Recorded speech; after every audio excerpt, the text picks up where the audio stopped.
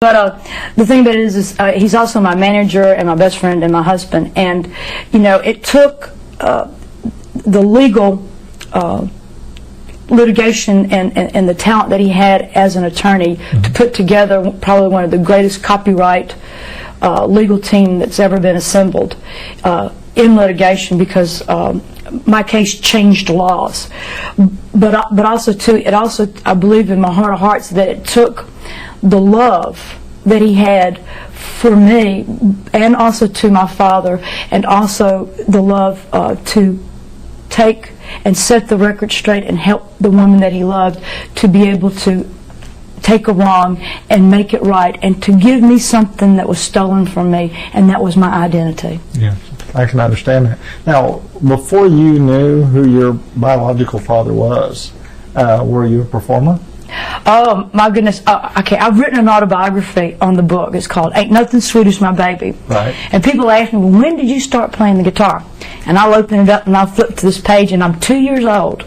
And I got a guitar and a cowboy hat, and I'm barefooted, and I'm sitting on my grandmother's steps. So it was kind of in the blood for you. Oh, absolutely. One of the things that I was very fortunate as an adoptee to get all of my adoption records.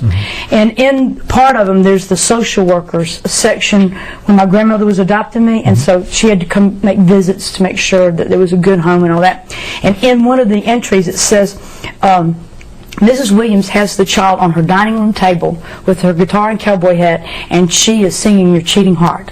And so I'm sure, too, I probably couldn't say all the words, but they said I made a real good rendition of it. So I bet you your dad upstairs was watching down and very proud at that moment. Well, I'd like to think as a father, you know, whether, you know, they go, isn't she cute, you know, kind of thing.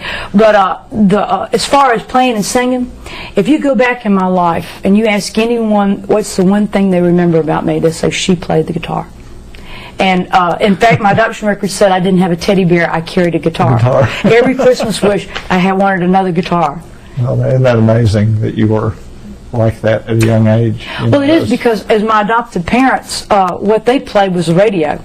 I mean, there was no musical instruments in the house that I grew up in.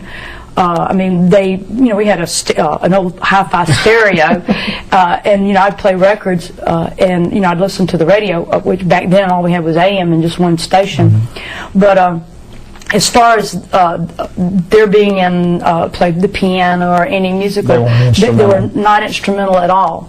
But one thing I would have to say about my adopted parents is that they always did encourage me in music. And I started taking classical guitar like when I was 11. So, I mean, that is one thing that they, you know, did hold me back on, and, you know, bought me a guitar, and I went to lessons and things. And so they found out later that your real father was one of the great legends of country music, right? Well, not one. I say the great legend. Not only as far as a songwriter and a singer. I mean, he is country music. Can you tell me a little bit about Hank himself, about the story about him being kicked off the Opry? Well, okay, now I've heard that version. Is that a myth? Yes, I believe it is, because I talked to Johnny Wright, who's married to Kitty Wells, and Johnny says that he was with my dad that day, okay? And what happened was that my dad was given a warning, okay? You better straighten up, and Johnny said, my dad says, well, you're not going to fire Hank Williams. Hank Williams will quit. And he says, Johnny, get my check, and they left. Now, I believe Johnny's version as I do the other, because with Hank Williams you'll find out that a lot of stories have been told, and they've been told so many times that now it becomes a fact, you know, as opposed to a myth. Oh yeah, I can imagine. You know, that myth has been around for years. But whether it happened the way that Johnny Wright said, or he was fired, the thing that's important that people need to know, and probably have not ever gotten to hear, my father was already rehired back by the Grand Ole Opry and was going to be performing in February of *53. Before he passed away. So whatever went down in that August of '52 had been talked over, taken care of, and he was going back on the Opry. And one of my dreams would be to have the Grand Ole Opry reinstate my father as a member in good standing.